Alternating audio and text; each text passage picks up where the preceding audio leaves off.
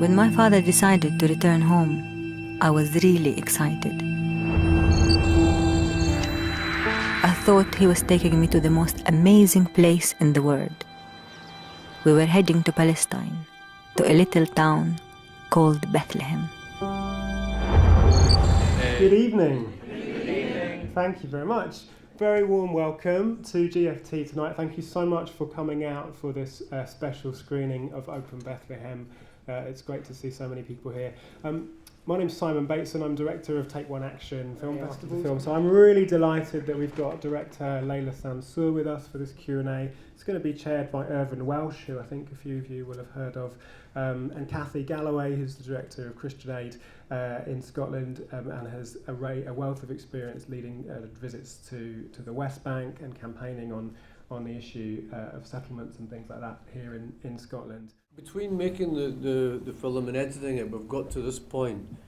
Can you kind of almost update us on what's kind of happening and how central this film is to the strategy of continuing Open Bethlehem? Yes. As you probably figured out from the film, I went to Bethlehem in 2004, thinking that I'm dedicating a whole year out of my life to make a film about the building of the wall. I was very convinced that, I will make the film in 1 year, but also that this is a big year to take out of a big time to take out of one's life. And of course, as you saw, I actually ended up staying for 8 years.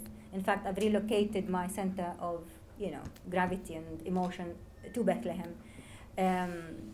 So the journey of trying to get backing for the campaign or the film was absolutely impossible. In a way, I would say that this film was just not meant to be at all. Yeah.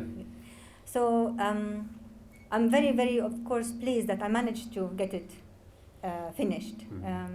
And also, I think that I took time out of the campaign in the last 3-4 years in order to finish the film, because I started believing that maybe with the film we can reach out to audiences and maybe we can invite people to join Open Bethlehem as a campaign, and also help people understand what kind of future we're envisaging, what we're inviting people to do, and that they feel inspired to join us. How do people get? Is there any other ways apart from the website? People can get involved in the campaign, and how would people actually go about going to Bethlehem? What would be the process? How would you book that?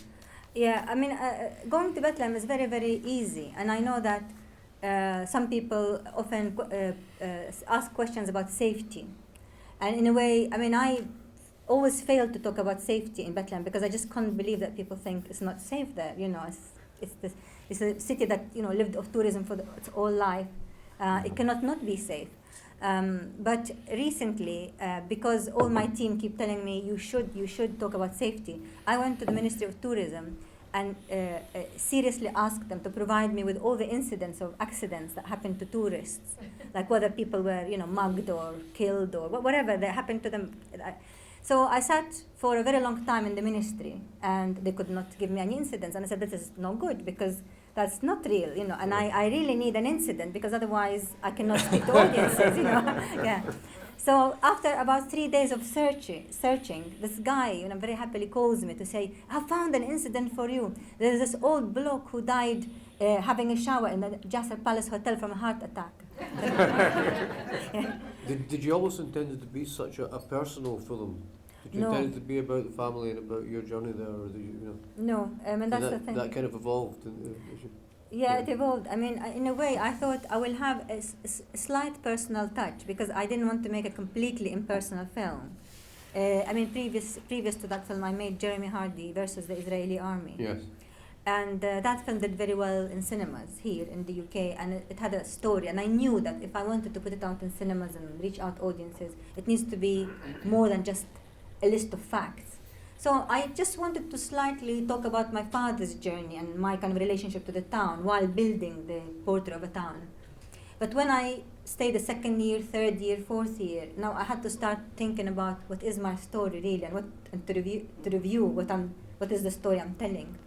And I think both myself, but also with a push from other people, there was a sense that this is a good story, and maybe I should tell my story very strongly. And I kind of accepted it. Initially, I was a bit reluctant, and then I thought, well, that's it. I'll tell my story. I have the biggest access that I have to a story is my story. Kathy, you've been a regular visitor to Palestine and to Bethlehem in particular. Can you tell us about your experiences working as a Christian activist? I think one of the things that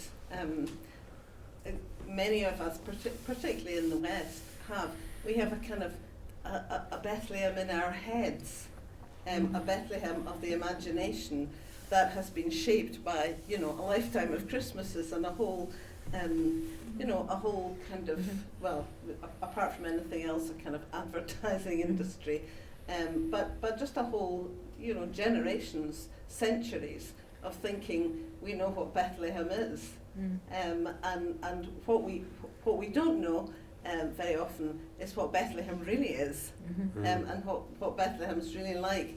And one of the things that really struck me was that when I went there, the first time I went there, it was so different from my concept, which for so many people is just tied up with the Christmas story and the biblical narrative and so on. And people imagine a small village, and actually somewhere that's 170,000 people, it's a city. It's a sizable city, and it's a sizable modern city in many ways, both ancient and modern. And what I didn't really expect to do was to discover how much I really loved the real Bethlehem. And that's partly to do with the people, people in Bethlehem, who are so welcoming and hospitable, and who really want people to come and see the real Bethlehem, and very old Christian communities living alongside Muslim communities, united by being Palestinian. And I think one of the things that really matters for people going is that they do make the effort or find a way to do more than just the 1 hour Israeli official tour in and out. It's a very, very different thing doing that, and for example going through a checkpoint. The in and out in the bus is the Israeli experience. The through the checkpoint is the Palestinian experience, day after day after day. How do you do that? How do you kind of avoid going through that sort of Israeli package tour and get to spend a bit of time? Well, as I said, there are organizations, in a way they're all slightly alternative tour operators that we list, and we try and constantly figure out who also is taking people. They tend to take smallish groups, and they tend to be sometimes often tailor-made to a group, and they, I think is also a nice way to visit because you get more attention from personal. It's much more personal, and so people can find out either from our website about such tour operators in Britain, or by picking up a brochure. Yeah, I really enjoyed your film, and I think it's great that you're here. Given that Glasgow is twinned with Bethlehem, your visit here, will you meet with any officials from the city of Glasgow with regard to the film? We did not plan that, but I'm very, very lucky to have the person who was the force behind the twinning, and it's a former provost of Glasgow, Alex Mosson, who is here with us. And I'm very, very honored to have him here. And I think he is actually a Bethlehemite. He's not. He does not need a passport because he is really is a Bethlehemite. In simple terms, basically Bethlehem until quite recently was predominantly a Christian town. There was a sizable Muslim minority, but it wasn't the largest part of the population. So I would say that it's the urban population that's leaving. It's the people who lived in Bethlehem, the city, for a long time, both Muslims and Christians, who maybe were in better position to benefit from the tourism industry. And so when things go bad, it is this community, it's the urban population, like educated people, those who maybe with resources, end up leaving quickly and leaving quicker than others. Within that population, the majority are Christians. That's why maybe you would see reports about Christians leaving, but also because Christians have left, so many Christians have left with all the urban population leaving that they might become unsustainable as a community very, very soon. Of course, I'm sure that some people will think that is horrible because, of where Christianity emerged as a faith, and also there's a lot of long cultural tradition that surrounds, memory and cultural, sort of heritage, like songs in church, or the whole thing that brings all these places to life. But it's also very, very tragic that a Christian community should disappear, because the Middle East is in a very dangerous place, and everything is becoming more and more homogeneous and more separated. So cities like Bethlehem, where there is diversity, there is an open society, are very valuable. They are hugely important, and I think we should do everything we can to safeguard this kind of social fabric in the Middle East. And so Bethlehem is still holding, and I think it cannot hold forever. And so I think it's another thing that people should remember, particularly also because Bethlehem and Jerusalem are completely interdependent, two cities. I mean, they have been interdependent for centuries. There's family relations, there's businesses that only work if the two are able to communicate with each other. Then there's, for example, Jerusalemites often taught at Bethlehem University or studied at Bethlehem University. All the specialized medical help services are in Jerusalem. Mm-hmm. So the severing of this access and severing the connection between the two cities basically undermines the livelihood of both communities on both sides. And one of the settlements that I think features in my little potted sort of brief about settlements is actually emerged just after the peace agreement. And that settlement geographically is in danger. We are in danger of having the last corridor that links us to Jerusalem separated by the expansion of the settlement. Yeah, I think that's one of the things that Christian Aid has done for many years, is suggest alternative ways of visiting Bethlehem and the West Bank. And in the past, when it was a bit more possible, Gaza also. But one of the things that we do at Christian Aid is that we every month in Scotland, in a different part of Scotland, we hold events which are trying to let people see the reality of the West Bank and the reality of Bethlehem now, and encourage them actually for people here to be saying, why do we not have another experience? We're being conducted round tours like people in North Korea, with this kind of very narrow kind of focus. We should be able to do better than that. We should be asking questions. We should be asking questions about Palestinian Christians, Palestinian lives, Palestinian economy, which is being devastated by the wall. Not just the tourism, but the agricultural, the agriculture around Bethlehem. The olive trees.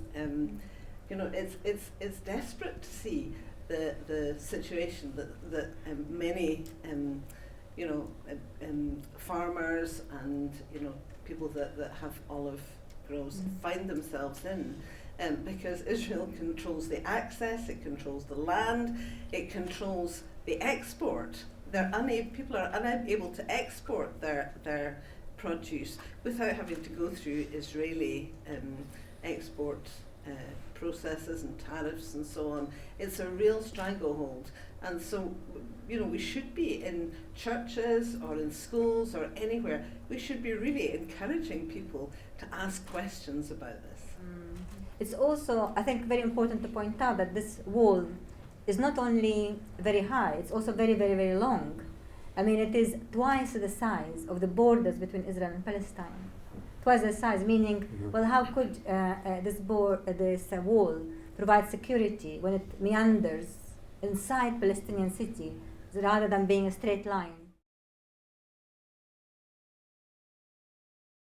I'm Cathy Galloway. I'm the director of Christian Aid Scotland, and I've just seen the film Open Bethlehem, which is a really powerful presentation or journey of one Palestinian woman who returned to Bethlehem, to her home city, and of her effort, her struggle, to have Bethlehem recognised as an open city?